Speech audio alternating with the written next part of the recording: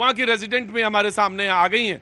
और क्या नाम है मैम आपका? मेरा नाम शिल्पा शर्मा है। जी शिल्पा जी, आप वहीं रहती हैं? 40+ ईयर्स से मैं राजेंद्र नगर राजेंद्र नगर में born and brought up there, married there. And I've seen the scenarios changing.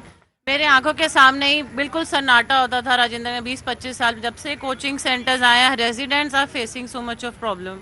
This is such a massive tragedy. My child doesn't want to live in the same society because there is no space on the road to walk.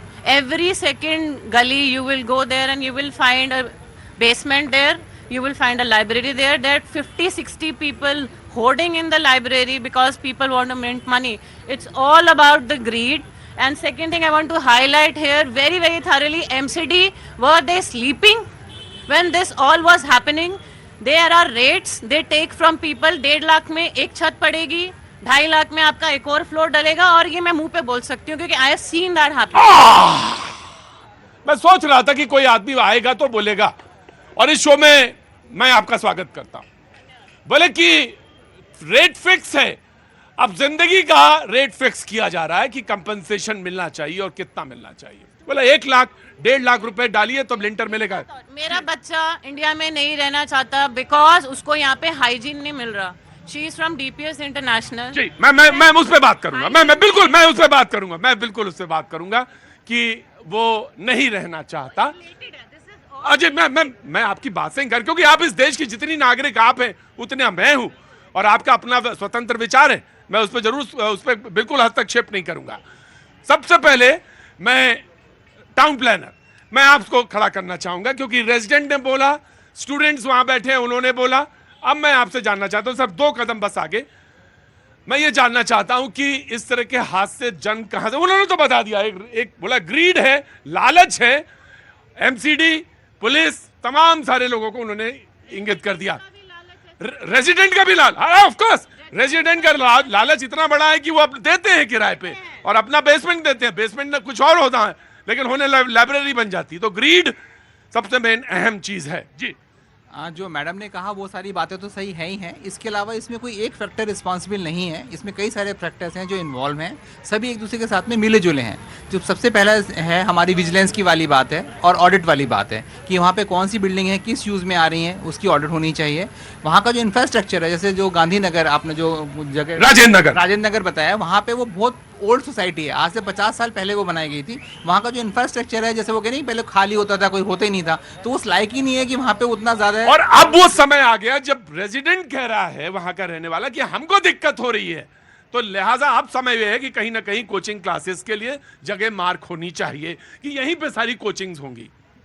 Actually में जो आप कह रहे हैं उतना ज़्यादा segregation हमारे भारत में भी पॉसिबल नहीं है. हमारे यहाँ पे रूल्स हैं, बाय लॉज हैं, उनके हिसाब से भी अगर हम काम कर लें तो भी हम सफल हो सकते हैं अपने काम में और ऐसी घटनाएं नहीं होंगी. अगर वहाँ पे रेजिडेंट कह रहा है कि हम बिल्कुल तैयार नहीं, हमें दिक्कत हो रही, हमारे बच्चे ने यहाँ पे रुकना नहीं चाहते हिंदुस्तान में, तो हम कैसे कहें कि नहीं आपको रहना भी पड़ेगा, कोचिंग भी वही होगी. अकेले वहाँ के रेजिडेंट्स नहीं है, ये एक पार्ट है वहाँ का. ये लालची नहीं है, बाकी लालची है नहीं, जो इंडिया में भी रहना नहीं चाहते. अब आप देखिए ना, उनको इंडिया में भी नहीं. मैं इंडिया वाला प्रश्न मैंने छोड़ दिया था, इसीलिए इंडिया वाला प्रश्न मैंने छोड़ दिया था इसलिए क्योंकि मैं उसको बाद में तय करूंगा. लेकिन मैं ये पहले जानना चाहता हूं कि क्या ये लीगलाइज है? मैं आपसे वही कह रहा हूँ कि बेसमेंट में चीज़ों को कन्वेंशन से चलाना लीगलाइज है, लेकिन उसके लिए जो रूल रेगुलेशंस होते हैं उनकी वहाँ चेकिंग नहीं हुई है. तो वही मैं आपसे कह रहा हूँ कि कोचिंग में ये जो हादसा हुआ, ये इसलिए हादसा होगा क्योंकि वहाँ पे एडिक्यूट जो इसकी एग्जिट होनी चाहिए थी वो नहीं थी. नहीं साहब, वहाँ पे बनना था स्टोर रूम और बन गया वहाँ पे लाइब्रेरी. तो ये है, तो ये किसका हुआ? मैंने आपसे वही कहा ना, सबसे पहला पॉइंट मैंने आपको बताया विजिलेंस का है कि वहाँ पे कौन सा स्ट्रक्चर किस काम के लिए आ रहा है. उसकी जो हमारे वहाँ की जो लोकल अथॉरिटी है, दे शुड चेक की जो स्ट्रक्चर्स है जिसका. राइट साहब, मैं आपको आसन देना चाहूंगा. इसका कोई इलाज नहीं कि अगर आपके दिमाग में आपका घर राजेंद्र नगर में है, आपको किराया अगर 1 लाख रुपया मिलने लगे तो आप सोचेंगे कि मेरी बेसमेंट में वही खुले जो वो बनाना चाह रहा है. 1 के 1.25 लाख हो जाए तो ये बहुत अच्छी बात है. तो ये स्थितियां हैं. तो ऐसे में मैं दोषी किसको ठहराऊं, ये बड़ा मुश्किल है. जी देखिए, इसमें सबसे बड़ी फेल्योर है वो गवर्नमेंट की है. और गवर्नमेंट की फेल्योर है. पहले आदमी मिले जो कहते हैं गवर्नमेंट की फेल्योर है. जी दूसरी बात है गवर्नमेंट की एम्प्लॉय इसलिए फेल्योर है, ऐसा नहीं कि गवर्नमेंट में लोग वैसे काबिल नहीं है. गवर्नमेंट में एक से काबिल लोग हैं. जी काम करने की नीयत नहीं है. जी काम करने की नीयत नहीं है, रेगुलर ऑडिट्स नहीं है.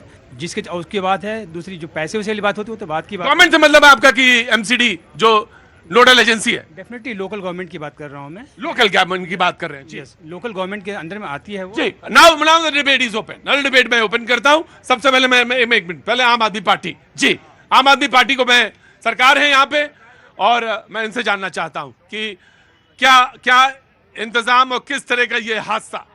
देखिए, आज शब्द नहीं है मेरे पास। हमने अपने 3 होनहार बच्चों को खो दिया जो यूपीएससी की तैयारी कर रहे थे। देखिए, सुप्रीम कोर्ट का आदेश है और एमसीडी का भी एक लिखित नियम है कि आप कोई भी ऐसा, एक बच्चे ने तो आपको भी कंप्लेंट भेजी थी 26 तारीख को। मैं उसी पे आ रहा हूं। देखिए, ये बहुत बड़ा मसला है। जब सरकार का आदेश है, सुप्रीम कोर्ट का आदेश है कि आप कोई कॉमर्शियल एक्टिविटी करते हैं तो आपको बेसमेंट में आप स्टोरेज के इस्तेमाल कर सकते हैं या पार्किंग के लिए इस्तेमाल कर सकते हैं। आप कॉमर्शियल एक्टिविटी कर ही नहीं सकते। ये बड़े बड़े कोचिंग संस्थान महंगी महंगी फीस ले रहे हैं बच्चों से और बच्चों की इस सुरक्षा के साथ खिलवाड़ करने का काम कर रहे हैं। और देखिए, जब अधिकारियों की बात आती है, उन अधिकारियों से हमारी मांग है कि जो अधिकारी उन शिक्षण संस्थानों के साथ मिलकर इस तरह की हरकत को अंजाम दे रहे हैं, इन संस्थानों को चलने दे रहे हैं, उनके खिलाफ कड़ी से कड़ी कार्रवाई होनी चाहिए। और आज हमको इतनी पीड़ा है, लेकिन आज देखिए, उन अधिकारियों पर कार्रवाई होने से जब दिल्ली सरकार ने आदेश किया, उनकी जांच होनी चाहिए, जेईई को सस्पेंड किया और यह आदेश दिया कि दिल्ली में इस तरह का कोई दोबारा इंतजाम ऐसा कर दें कि दोबारा ऐसा कोई हादसा ना हो। लेकिन बचाने पर लगे हुए हैं। समस्या इस बात की है कि जब अधिकारियों पे हम आदेश की, जब कोई आदेश लिखित आदेश देते हैं कि ऐसे सारे अधिकारियों पर कार्रवाई हो, कुछ ऐसा लोग हैं जो उनको बचाने में लग जाते हैं। हमने लगातार ठीक, आराम से। तारीख को 26 तारीख को उन्होंने बच्चों ने जो है कंप्लेंट किया एमसीडी को, फिर भी इनकी एमसीडी जागी नहीं है। ये इससे पहले कहते थे कि हमें एमसीडी दे दो। आज सिर्फ राजेंद्र प्लेस की बात नहीं है सर, नेहरू विहार, मुखर्जी नगर, वजीराबाद, जो है बालकराम, तिमारपुर, हर जगह पानी भर रहा है। मैं शनिवार को यहाँ से निकला हूँ और यहाँ से निकलते ही आरके आश्रम मार्ग पर इतना पानी भरा हुआ है, नाली साफ नहीं हो रही है साहब, नाली जाम पड़ी है, सीवर जाम पड़ा है। और ये सिर्फ राजनीति कर रहे हैं यहाँ पर। दिल्ली को बर्बाद करने में सबसे बड़ा हाथ इनका है। ये सिर्फ दिल्ली के नाम पर राजनीति करते हैं, इन्होंने दिल्ली को कुछ नहीं दिया। ठीक, देखिए, बात राजनीति नहीं है। हमारे 3 बच्चे हमने खोए हैं, ये राजनीतिक विषय नहीं है। मैं जानना चाहता हूं, जिन अधिकारियों ने उस संस्थान को चलने दिया, इतनी बड़ी लापरवाही की, उनको फांसी की सजा क्यों नहीं होनी चाहिए? कड़ी से कड़ी कार्रवाई क्यों नहीं होनी चाहिए? क्यों बचाया जा रहा है उनको? दे रहा हूं।